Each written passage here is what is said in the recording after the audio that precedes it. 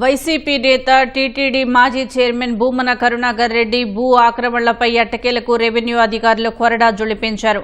2019-24 మధ్య తిరుపతి ఎమ్మెల్యేగా అధికారాన్ని అడ్డుపెట్టుకుని ఆక్రమించిన ప్రభుత్వ భూములను రెవెన్యూ అధికారులు స్వాధీనం చేసుకున్నారు. మార్కెట్ ప్రకారం వందల కోట్ల విలువైన ఈ భూముల్లో అక్రమ నిర్మాణాలను కూల్చివేసి హెచ్చరిక బోర్డులు పెట్టారు.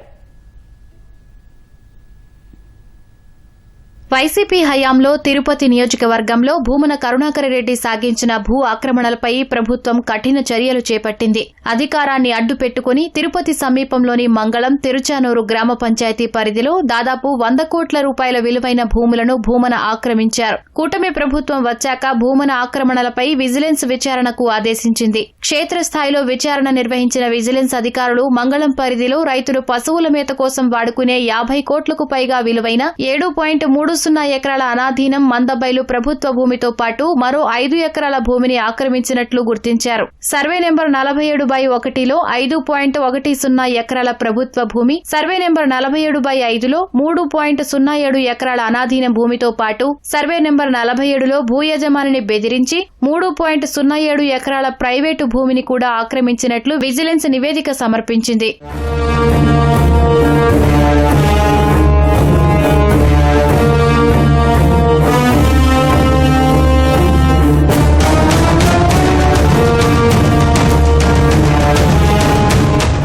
విజిలెన్స్ నివేదిక ఆధారంగా రెవెన్యూ అధికారులు మంగళం గ్రామంలోని 47/1 సర్వే నెంబర్లో 5.10 ఎకరాల భూమిలో అక్రమ నిర్మాణాలు కూల్చివేశారు. ప్రభుత్వ భూమిగా సూచిస్తూ బోర్డులు ఏర్పాటు చేశారు. సర్వే నెంబర్ 47/5లో ఉన్న 3.70 ఎకరాల భూమిలో వరి పంట సాగు చేసినట్లు అధికారులు గుర్తించారు. అధికారాన్ని అడ్డుపెట్టుకుని ఆక్రమించిన ఇనాం భూములను స్వాధీనం చేసుకోవడంపై హిందూ సంఘాలు హర్షం వ్యక్తం చేస్తున్నాయి. ఇంటర్నేషనల్ హిందూ సంఘానికి అధ్యక్షుడిలాగా, వెంకటేశ్వర స్వామికి ఆయన ఒక్కడే భక్తుడిలాగా ప్రతిదాన్ని అక్కడ అది జరిగిపోతుంది ఇది జరిగిపోతుందని మాట్లాడుతున్నాడు.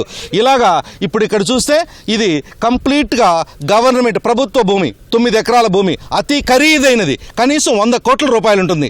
ఇలాంటివి ఇంకా చాలా భూములు తిరుపతి పట్టణంలో కబ్జా చేసినటువంటి కరుణాకర్ రెడ్డి గారు ఈరోజు ప్రభుత్వం వారు ఈరోజు హ్యాండ్ ఓవర్ చేసుకోవడం జరిగింది. ఈ 9 ఎకరాల్లో కనీసం 2 ఎకరాలు స్వర్ణముఖి నదిని పూర్తి చేశారండి కాంక్రీట్ తోటి. ఎంత దుర్మార్గమో మీరు చూడండి. అంటే ప్రకృతిని కూడా వాళ్ళు కంప్లీట్ గా సర్వనాశనం చేయడమే వైసీపీ యొక్క ముఖ్య లక్షణం. ఈ రోజు మేము అడుగుతున్నాం కరుణాకర్ రెడ్డిని, ఏదయ్యా నీ నీతి, నీ నిజాయితీ? ప్రభుత్వ భూమిని కబ్జా చేసేస్తావా? 9 ఎకరాల భూమి పర్యావరణాన్ని విఘాతం కలిగించి స్వర్ణముఖి నదిని కప్పేసి మీ ఇష్ట రాజ్యముగా ప్రహరీ గోడలు తిప్పేసి మీ సొంత జాగీరుగా వాడుకుంటారా? ఖచ్చితంగా హిందూ సమాజం, రాష్ట్ర ప్రజలు మిమ్మల్ని తిరస్కరించాలి. అందులో ఖచ్చితంగా కఠినమైన శిక్షలు వేయాలి, క్రిమినల్ చర్యలు చేపట్టాలని మేము మరీ డిమాండ్ చేస్తున్నాం. ప్రభుత్వ భూమిని కబ్జా చేసినందుకు అతని మీద క్రిమినల్ కేసులు నమోదు చేయండి తక్షణమే. ఇది రెవెన్యూ అధికారుల ఒక బాధ్యత, ప్రథమ బాధ్యత.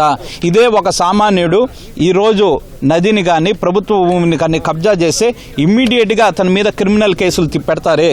ఈరోజు ఎందుకు భూమన కరుణాకర్ రెడ్డి మీద ఇంతవరకు క్రిమినల్ కేసులు నమోదు చేయలేదు? ప్రభుత్వం స్వాధీనం చేసుకున్న ఈ భూములను తిరిగి ఆక్రమించడానికి యత్నించినా, హక్కులు కోరినా ల్యాండ్ గ్రాబింగ్ యాక్ట్ కింద కేసులు నమోదు చేసి కఠిన చర్యలు తీసుకుంటామని రెవెన్యూ అధికారులు హెచ్చరిక బోర్డులు ఏర్పాటు చేశారు.